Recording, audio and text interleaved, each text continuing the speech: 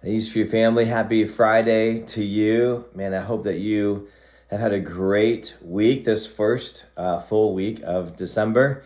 Right behind me here is our real Christmas tree. And for years and years, we actually did artificial trees. But I don't know, maybe it was 4 or 5 years ago. I think I just convinced Team Sniff, wouldn't it be fun if we went and got our own Christmas tree? And I had been thinking about going out into the country and bringing an axe and that whole deal.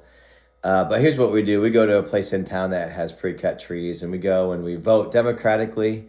And when we have consensus on a tree, we bring it home, and we actually do have a fun tradition with that. But that's our tree this year. It's a grand fir, and it smells amazing.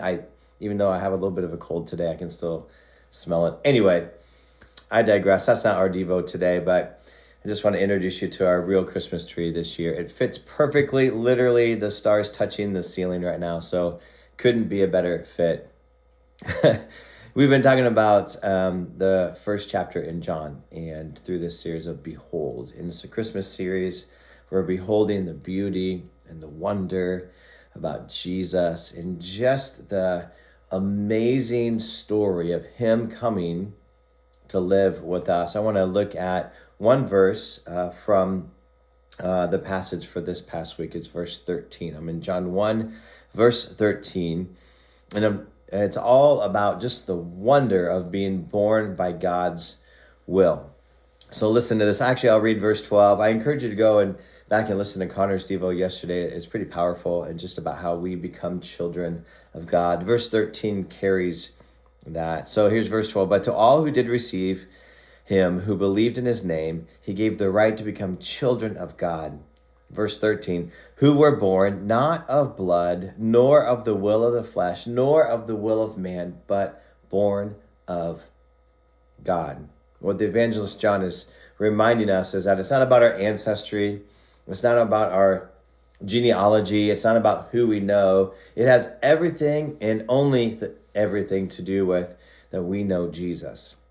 And born of God's will, a spiritual birth only comes through Jesus, not through anything else. In fact, one of my commentaries over here says that it's not about boasting in our physical ancestry or our race or our nationality, which was what was happening during Jesus's day. Jews often did that. They boasted about their nationality. But Jesus says that's not going to get you to heaven. That's not going to create a spiritual rebirth. I am.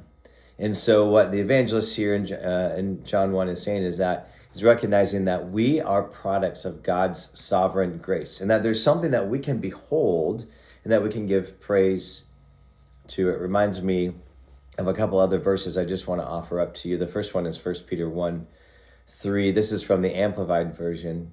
It says, blessed, gratefully praised and adored be the God and Father of our Lord Jesus Christ, who according to his abundant and boundless mercy has caused us to be born again. That is, to be reborn from above, spiritually transformed, renewed, and set apart for his purpose, to an ever-living hope and confident assurance through the resurrection of Jesus Christ from the dead. We've been spiritually reborn through Jesus, and that's something to behold and to give praise to. One more verse for you. James 1:18 says, of his own will he